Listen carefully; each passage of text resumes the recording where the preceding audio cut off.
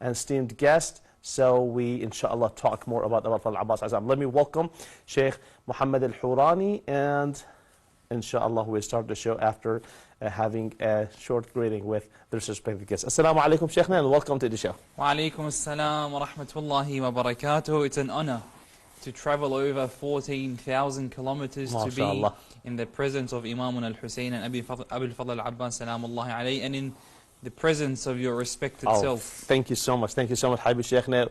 I am really honored, honestly speaking, for having you here in this studio. And it's such a great night. And alhamdulillah that we are followers of Ahlul Bayt. And as it says in Arabic, alhamdulillah, الذي جعلنا من المتمسكين بولاية أمير المؤمنين علي ibn Abi Talib alayhi salam.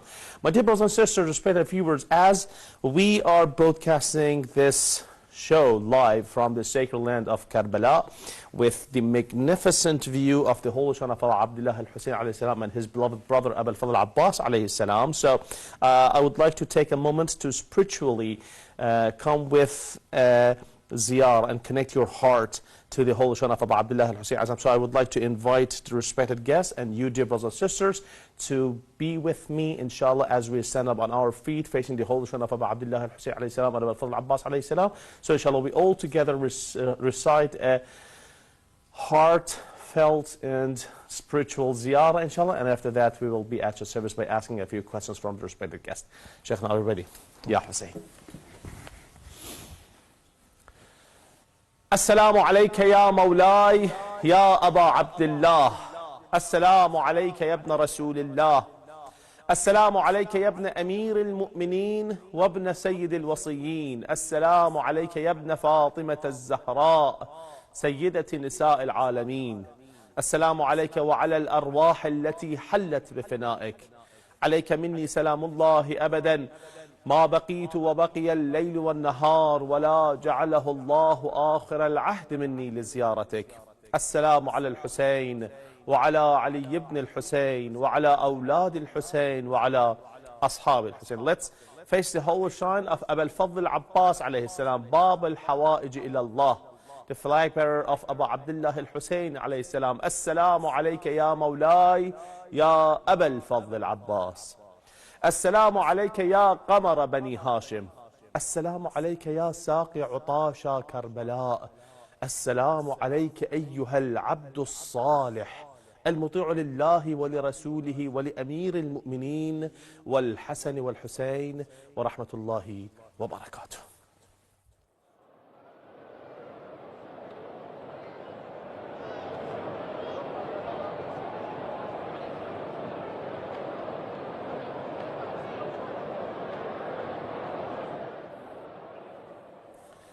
Once again, I would like to thank you, dear brothers and sisters, respected viewers, for tuning in. Inshallah, stay with us till the end of this live show. And I also would like to thank our esteemed, respected guest, Sheikh Mohammad Hourani, for being here, for accepting our invitation. And inshallah, together we're going to go a little bit deep into the personality of Abul Fadl Abbas alayhi salam. Sheikhna, Abul Fadl Abbas alayhi salam, as for sure we're going to talk about this great individual, which, you know, let's just think out of the box, let's say.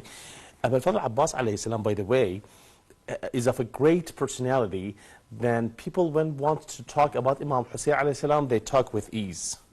Imam Hussein alayhi salam, mashallah, Allahumma salli ala Muhammad wa ala Muhammad, the great Imam.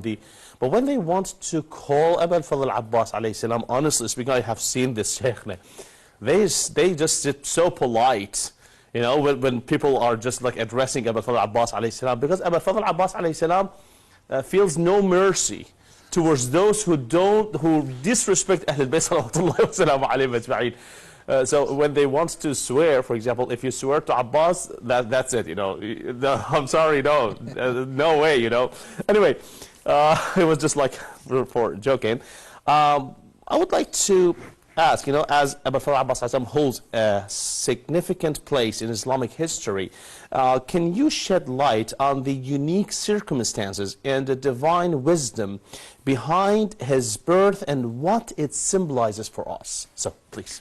أعوذ بالله من الشيطان اللعين الرجيم بفضل الله بسم الله الرحمن الرحيم الحمد لله رب العالمين ثم أفضل الصلاة والسلام على خير خلقه أجمعين محمد وأهل بيته الطيبين الطاهرين ولعنة الله على أعدائهم ومنكرين فضائلهم إلى قيام يوم الدين. As you mentioned in the small joke that you said, that it's true that if someone was to say, I swear in the name of Fadhal Al-Abbas, they know that I am now stepping in a zone where I need to watch out. Yeah, definitely. No. Because if I say something wrong, my head will be it's going to be just off. like Fadhal Al-Abbas, Salamullah alayhi, ruhi lahu al-fida. His birth, if we were to say, it was sort of a miracle of a birth. MashaAllah. In the sense that the man that he became, the household that he came from, we as individuals look at him as a miracle. As a man like no other. Sure. And his story of his mother, Lady Al-Banin, Salamullah alayha, and Amir al-Mu'mineen getting married is a unique story in its essence. Just like, not like any ordinary story of getting married. It's not an ordinary marriage that took place. Amir al-Mu'mineen, alayhi afdalus salatu wassalam, gives his brother Aqil advice.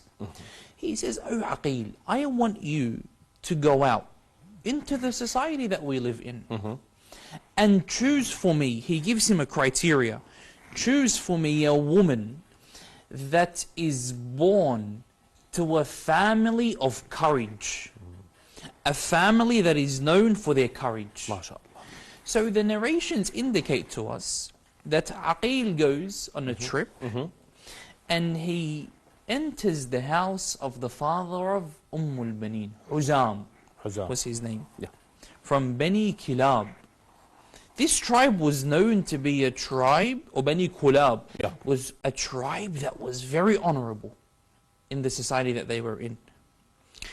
He goes and he remains there for 3 days, because it's within Arab tradition that if you have a visitor the first day, the second day, if the visitor remains for a third day, it means that there is a hajj. Got a request there is of a request that they want from you. So the narrations say to us that the father of al-Banin comes and he says, "Oh Aqil, you come from an honorable house. Surely there is something that I can do to be in your service." He says to him, "Oh Huzam, I have come to ask for the daughter, for your daughter, for your daughter's hand." The hand of your daughter, So then he says, "And for who, O Aqil, do you want to ask?" He says, "For the hand of Ali ibn Abi Talib, commander of faith, the commander of the faithful, Ali, Sayfullah." MashaAllah. He was shocked. He says, "Ali is coming to ask for the hand of someone from my family? That's a great honor." That's an honor in itself." He says, "Yes." So then this beautiful marriage takes place.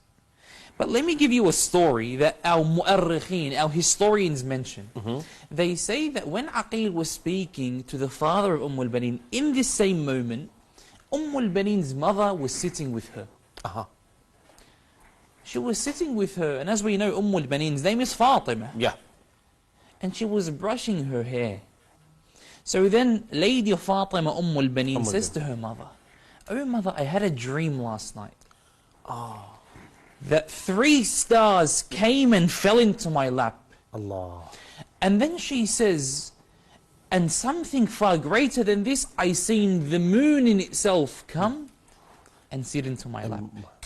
And this shows us, when we look at Fadhal Al-Abbas as being Qamar Bani Hashim, the moon of the Hashim the moon of the Hashemites.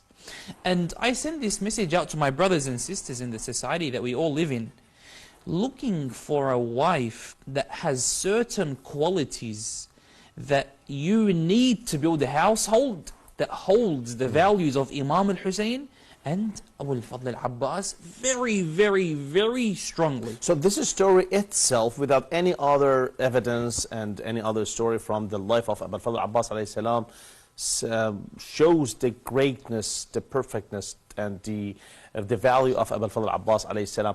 Can we just say that in this way, the commander of faithful Ali ibn Abi Talib alayhi salam was preparing a person, a right person, for his son Imam al-Hussein alayhi salam, who was indeed an Imam? Without a doubt. Amir al-Mu'mineen, as we have in Shia theology, the Ahlul Bayt know the knowledge of the unseen. The future, Amir al-Mu'mineen wanted someone that was strong enough to hold Lady Zainab's hand. He wanted a man that was able to hold Lady Zainab to a level that only an Imam that is infallible can do.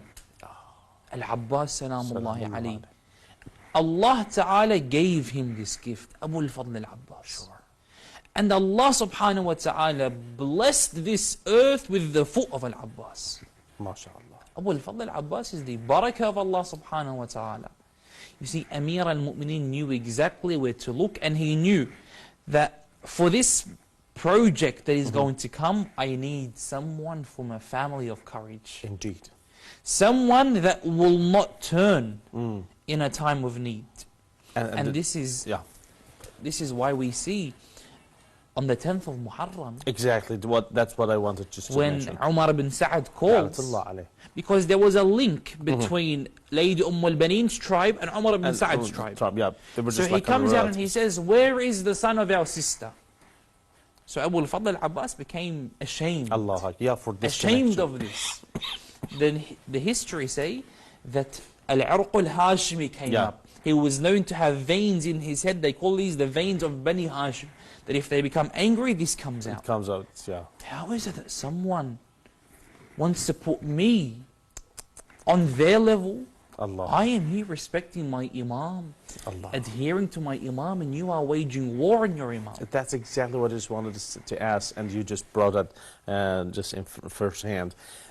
Imam Abu al-Fadl al-Abbas alayhi salam is known for his immense, perfect, and unbelievable, let's say, respect towards the family of the Commander of Faithful Ali ibn Abi Talib and the household of the Holy Prophet Muhammad, peace and blessing be upon him and his progeny in general.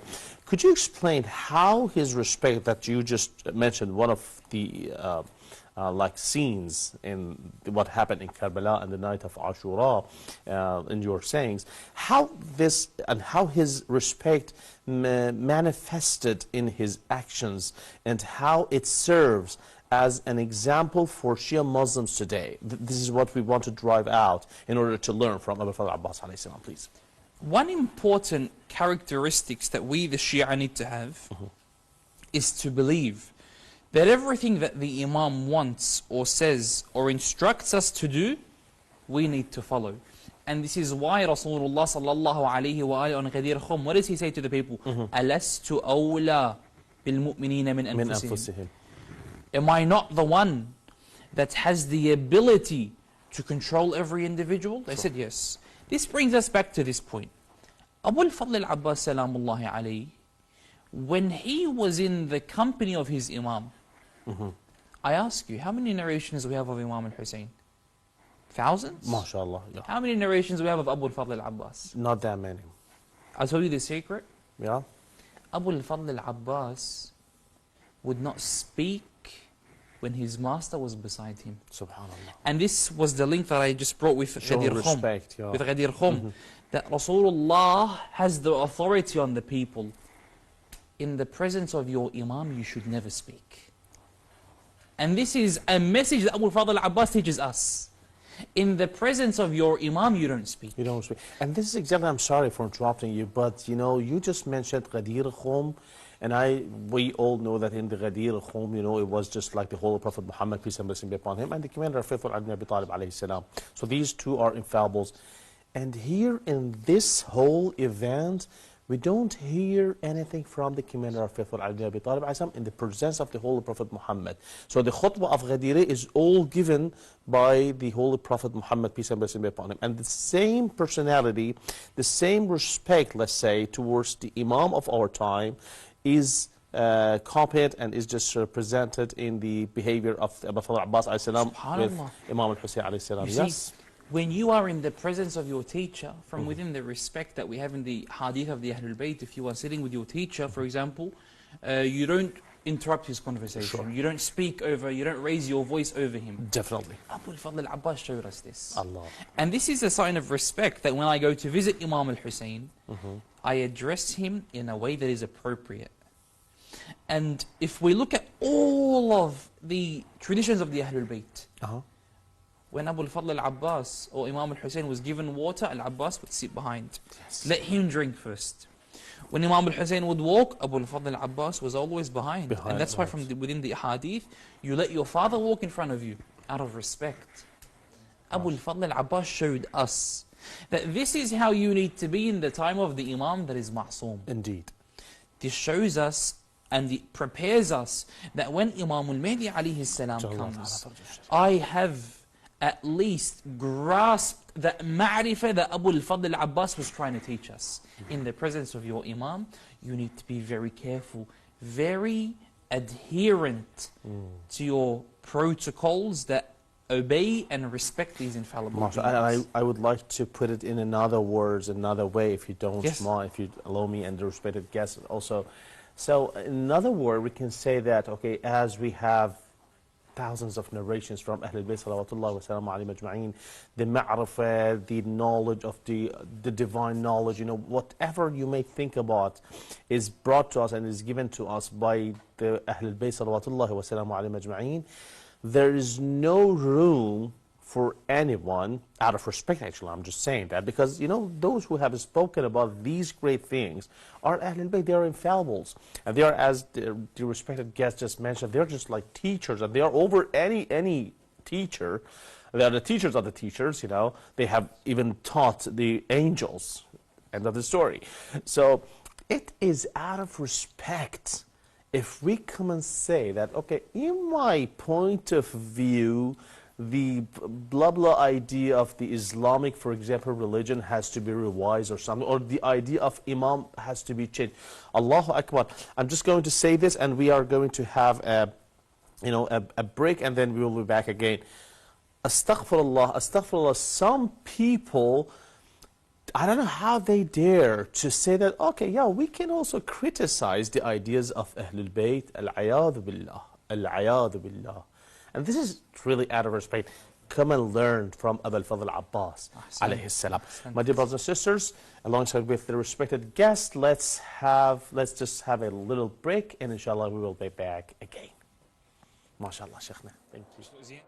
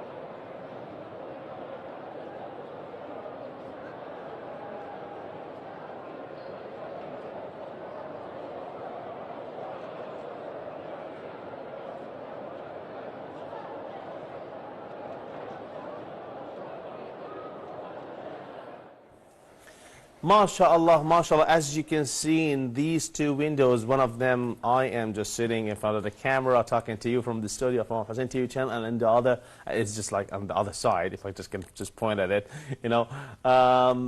a great and perfect atmosphere of Karbala, mashallah. Za'arina Fadhal Abdullah al-Hussein alayhi salam coming to Karbala, congratulating Imam al-Hussein alayhi salam and Al-Abbas alayhi salam for these great days. They are actually congratulating Imam of our time, Sahib al-Zaman, Ajalallah ta'ala farjuh sharif, for these great birthday anniversaries. MashaAllah. Karbala is not just like all the other day. Karbala is full of love. Karbala is full of just happiness.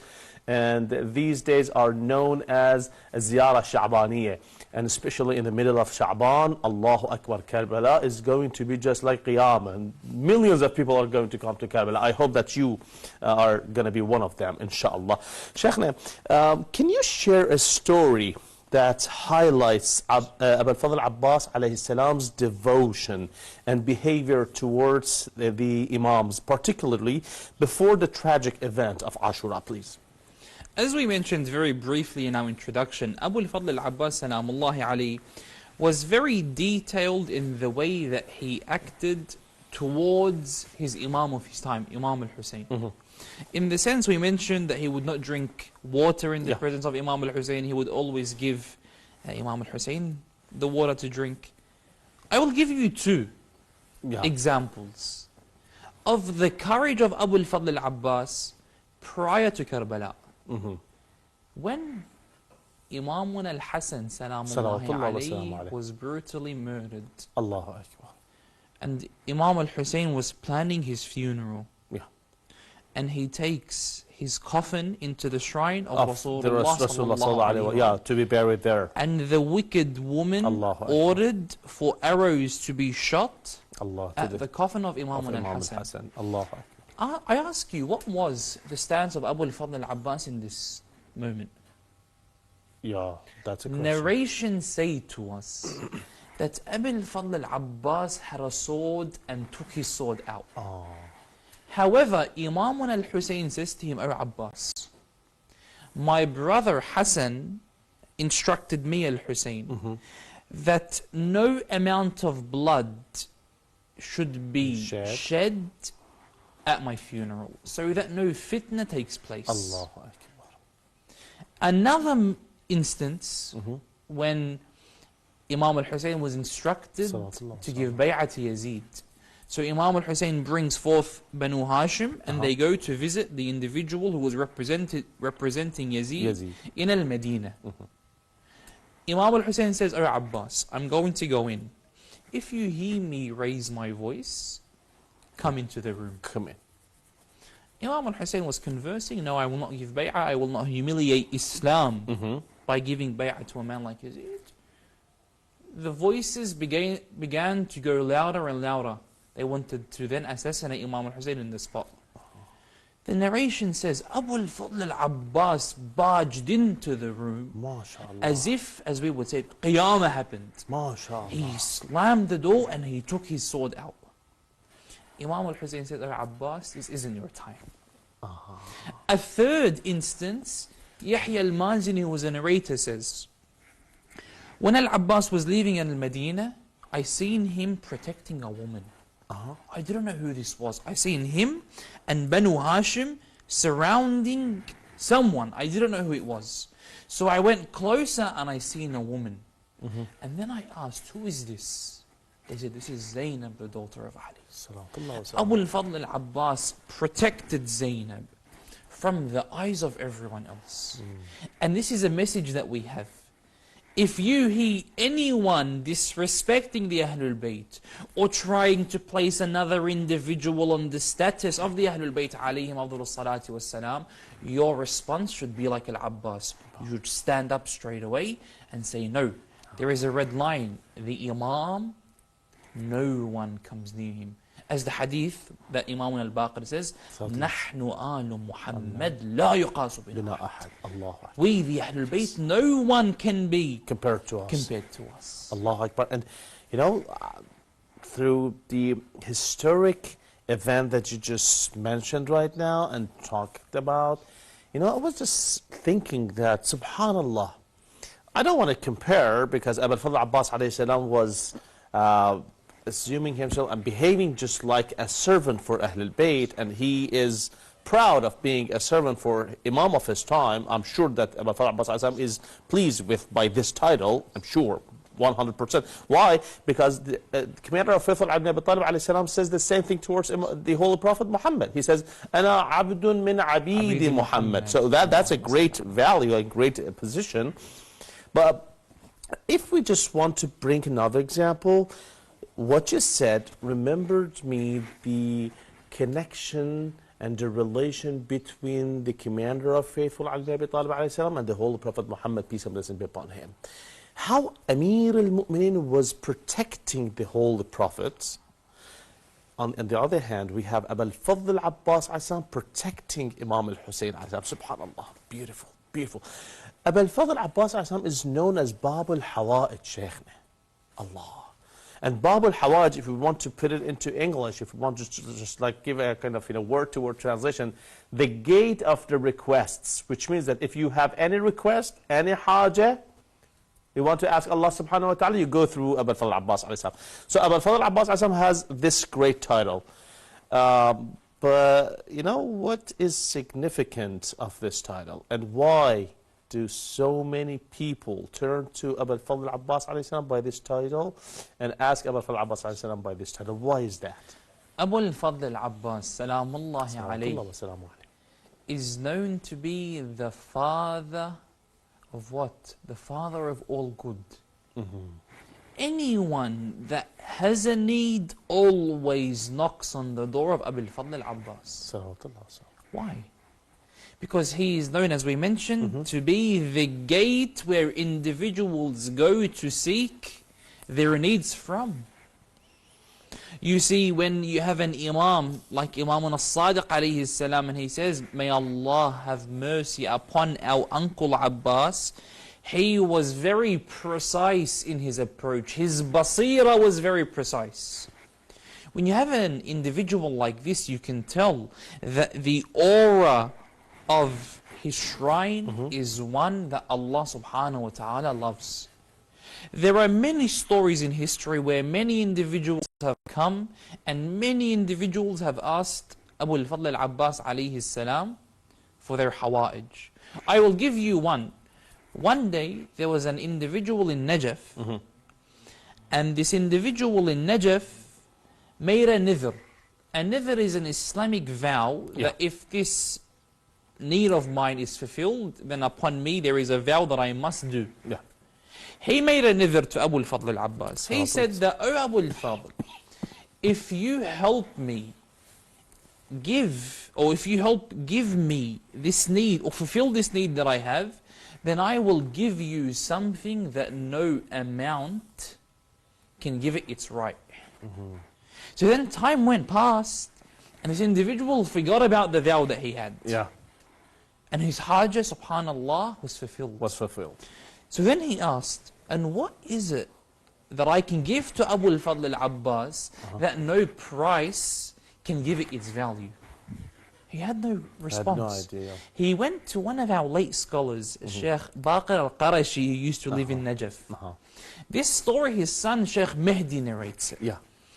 He says that my father was approached by this individual. He says that I went to Abu al-Fadl al-Abbas, I made a vow, if you give me my need, I will give you something that no price can give it its true value. He says, the only thing that I can think of that you can give Al-Abbas to give your vow its true value is to visit Imam al-Hussein on Abu al-Fadl al-Abbas's behalf. Allah.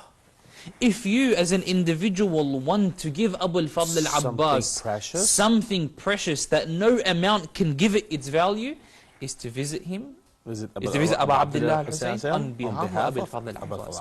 There was another story, very famous story, that one day there was a man for over 40 years was bedridden. He went Laylatul Sabi' on the 7th of Muharram. In the traditional Arab calendar, the 7th of Muharram is known to be Laylatul Abbas. Laylatul Abbas alayhi salam, and they just commemorate this day and perform special rituals for Abu al-Abbas alayhi salam. In the Iranian tradition, if I'm not mistaken, it's the 9th night. It's the 9th, Yes. I have another story in the Iranian calendar. On the 7th night, this individual came in his bed. He was bedridden, he came in his bed, and he went and they put him next to the mimbar of Imam al-Hussein. He says the Khatib, the lecturer finished and the Radud went up.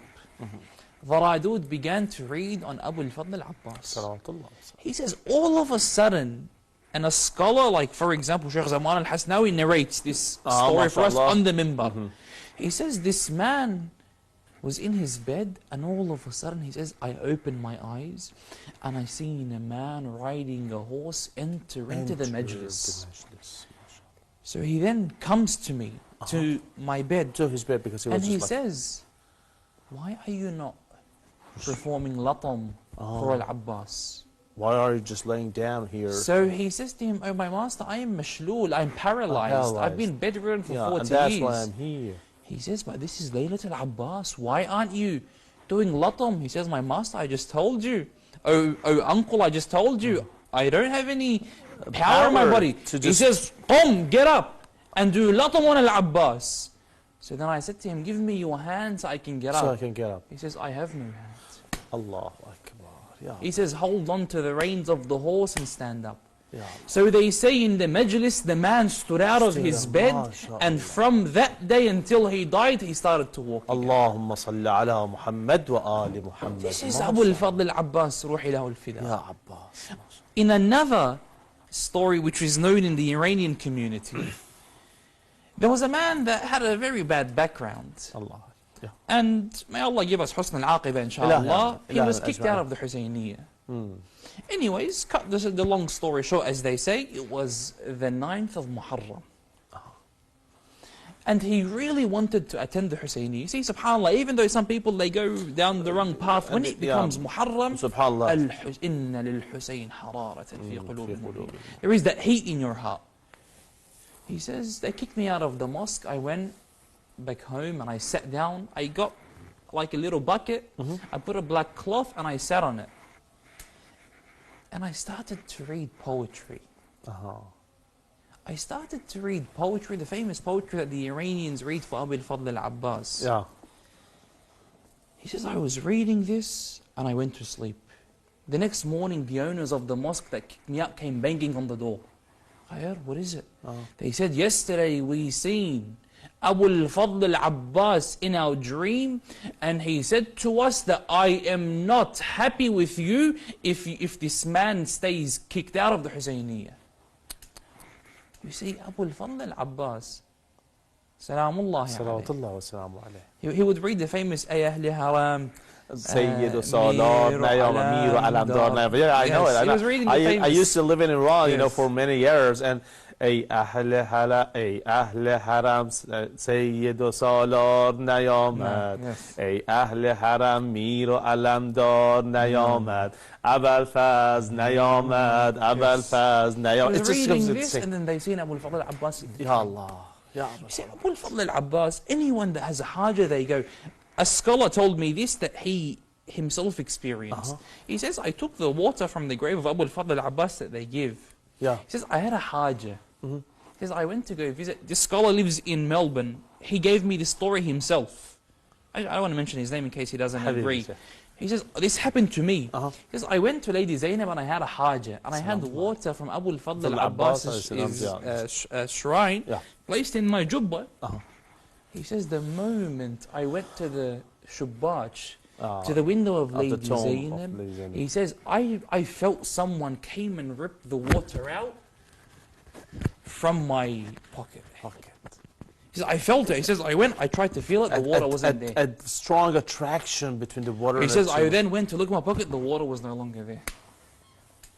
Ya Zainab. Ya Abbas. There is a very close relation between Abu al-Fadl al-Abbas and Sayyida Zainab Salamullah alayha, Allahu Akbar. Amir al-Mu'mineen left Zainab in, as they say, in the neck of Abu al-Fadl al-Abbas. Thank you, mashallah. This is why al-Baneen says very quickly, she says, Oh Abbas, if I knew that you were going to be disloyal, then I would have raised 1,000 like you.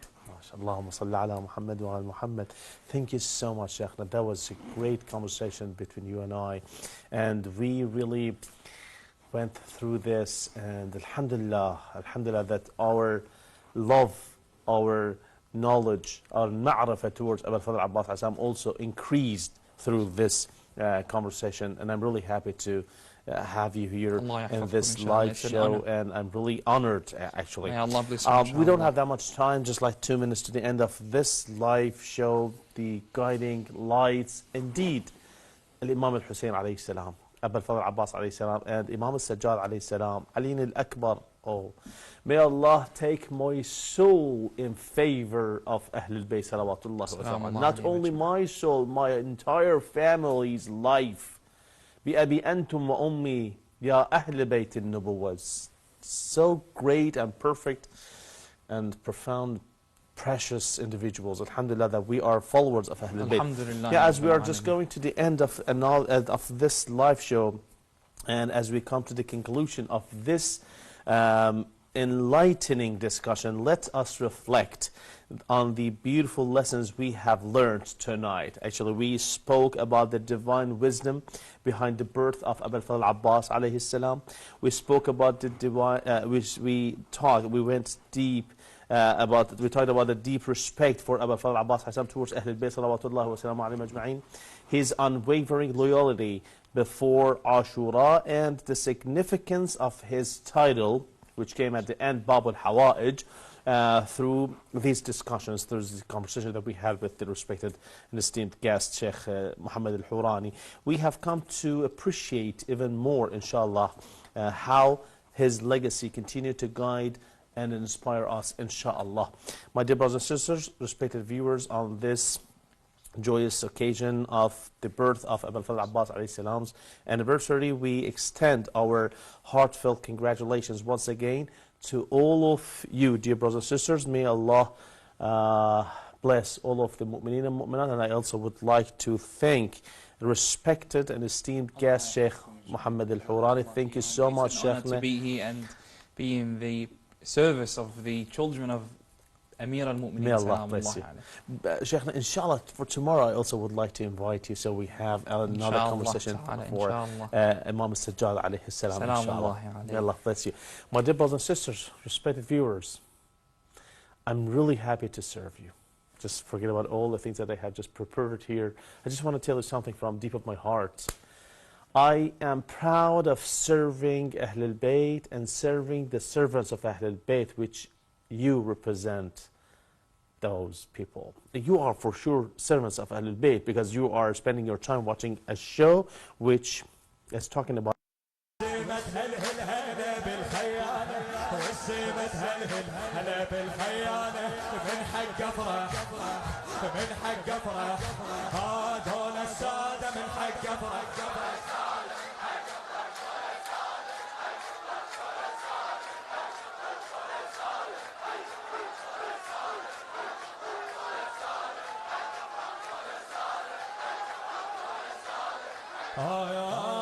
يا زود حيدر يا كبير ونادي يا زود حيدر يا كبير ونادي يا زود حيدر يا كبير ونادي حياك يا باب الكرم ومراده حياك يا باب الكرم ومراده بالزاد حطيت الذهب يا مولاي بالزاد حطيت الذهب يا مولاي يا معذب الطير ويا بخت الصادق يا معذب الطير ويا بخت يا فوق جفوفه فوق جفوفه والطير يحط فوق جفوفه